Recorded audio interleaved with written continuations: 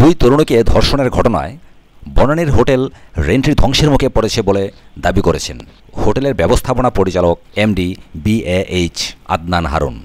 তিনি বলেন, আমাদের কর্মীরা পদে পদে লাঞ্ছিত হচ্ছেন। জাতীয় মানবাধিকার কমিশন কার্যালয় থেকে ফেরার পথে তিনি সাংবাদিকদের একথা বলেন। হোটেলে দুই তরুণী ধর্ষণের ঘটনায় জাতীয় মানবাধিকার কমিশনের গঠিত তদন্ত কমিটির জিজ্ঞাসাবাদের মুখোমুখি হয়েছিলেন হোটেলের এমডি ও GM। বৃহস্পতিবার বিকেল 4:20 কমিশনের কার্যালয়ে হাজির হন দ্য রেন্ট্রির ব্যবস্থাপনা পরিচালক এমডি BH আদনান হারুন এবং মহাব্যবস্থাপক GM ফ্রাঙ্ক ফরগেট। তাদের সঙ্গে একজন আইনজীবী সহ আরও 4 জন হাজির হয়েছেন, তবে অন্যদের ভেতরে ঢুকতে দেওয়া হয়নি। তাদের দুজনকে জিজ্ঞাসাবাদ করে মানবাধিকার কমিশন। রেন্ট্রির এমডি বলেন, হোটেলে মানবাধিকার লঙ্ঘনের কোনো ঘটনা ঘটলে আমরাও শাস্তি চাইছি। সবসময় আমরা আইন শৃঙ্খলা রক্ষাকারী বাহিনীকে সহায়তা করে যাচ্ছি। গত 23 মে এক চিঠির মাধ্যমে তাদের জিজ্ঞাসাবাদের জন্য মানবাধিকার কমিশন কার্যালয়ে তলব করে তদন্ত কমিটি।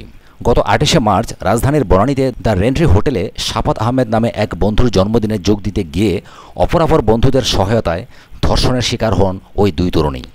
ওই ঘটনার 40 দিন পর গত 6 মে সন্ধ্যায় বনানী থানায় 5 জনকে আসামি করে মামলা করেন তারা।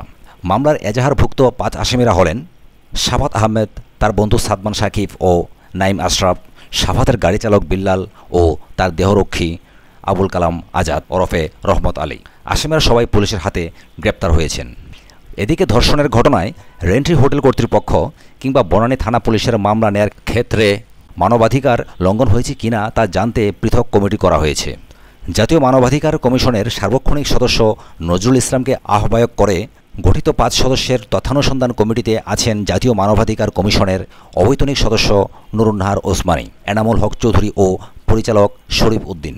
সদস্য সচিবের দায়িত্ব পালন করছেন সহকারী পরিচালক M রবিউল ইসলাম। সাথে থাকার জন্য অসংখ্য ধন্যবাদ। পরবর্তী এক্সক্লুসিভ সংবাদের জন্য আমাদের চ্যানেলটিকে সাবস্ক্রাইব করবেন এই আশা রাখি। ধন্যবাদ।